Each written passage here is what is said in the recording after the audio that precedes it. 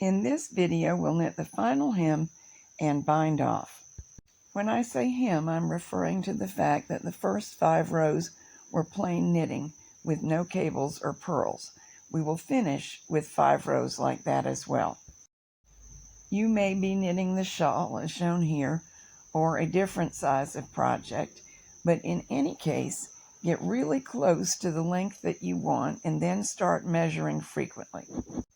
I'm aiming for 16 inches, and you can see that I'm almost there. As a matter of fact, when you add in the fact that the final row on the loom isn't included in the measured length yet, I may be there. But none of these projects requires a really precise length, so it is better to keep on knitting until you have completed a 5-row pattern. That way, the beginning and ending of the project will both have a cable cross and it'll look nice and neat. Here you can see I've only knitted 1 row after the last cross, so I'll knit a few more.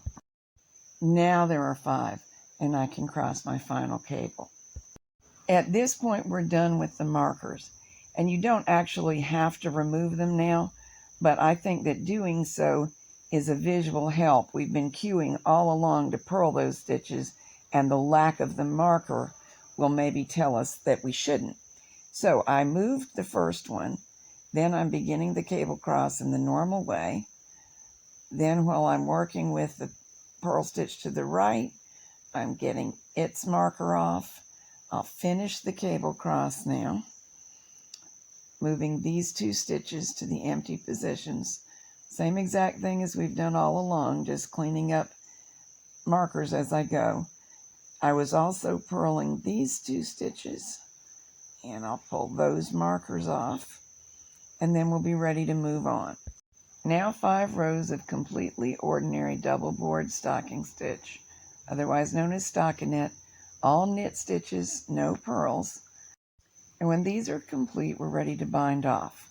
I have had the best luck matching the cast on by lifting a backboard stitch, then a front board stitch, then with the main yarn, yarn over and pull a chain stitch through all the loops that are on there.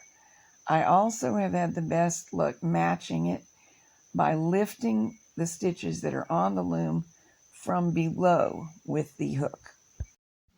Another thing is keep the yarn, the working yarn supply between the 2 boards and yarn over from that position.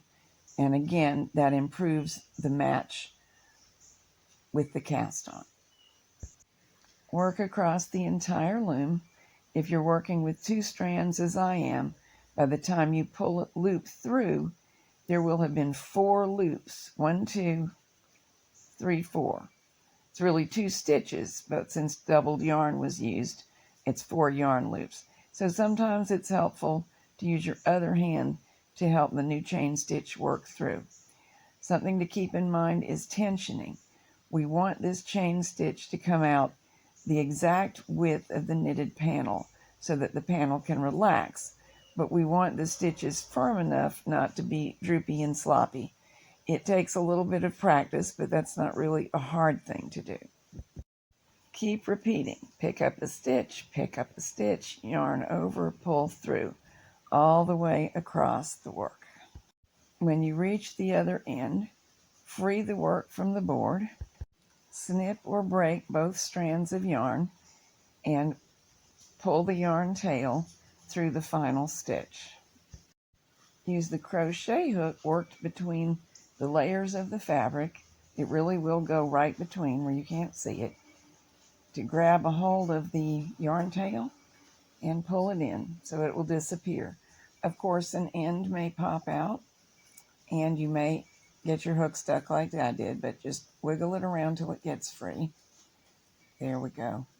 Now, if we tug slightly and then snip flush with the fabric, it's really gone. This little collar is a bonus project. You saw me working on it just a minute ago. If you're up to the challenge of knitting and cabling with a yarn that barely has any stretch at all, this will be a good one for you.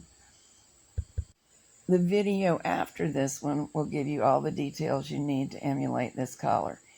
Mine is made in a luxury blend of merino wool and alpaca.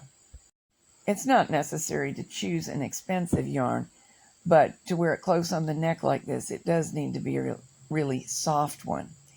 There is also a possibility of making a cowl with this design. The next video will include that too. Collars and cowls are included in the written pattern that you can download from Ravelry. And don't forget, there's a coupon code in the previous movie that will help you so you can get that pattern for free rather than paying.